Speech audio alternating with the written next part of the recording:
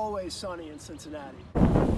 Well, I had to make a decision and get home for some reasons that I don't need to share, but this is what I was welcome to. It's about 50 degrees, windy and rainy. And supposed to get 1.5 inches of rain tomorrow. And unfortunately, my 40 days of sunshine has found its first major challenge. I would say this could be pretty tough skies to cook in.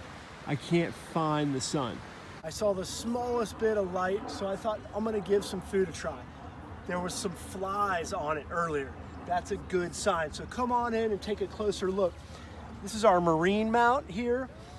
So this is basically designed for mounting the product on a rail. So this is an easy meal. All I'm doing is warming up some pre-cooked veggie burgers. I know it's nothing attractive, but trust me, I need everything I can get. And the answer is, it's not hot. Not hot at all. And then over here, I've got some eggs. So come on in and take a close look.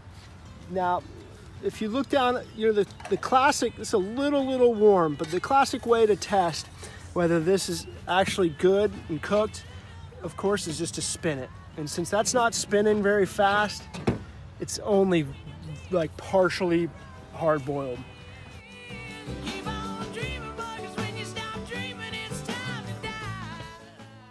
Our human foosball court was even flooded, but it was super cool to see the beginnings of spring popping up. It's getting ready to pop in.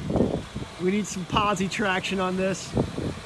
But this is what life is like in Ohio. So I guess, basically you don't want to come here is I guess what I'm trying to show with this video. Yeah! Oh, Austin, watch your fingers. Dang. My lunch was pretty underwhelming. I did manage to thaw the frozen veggie burgers, and I made up some really yummy cacao.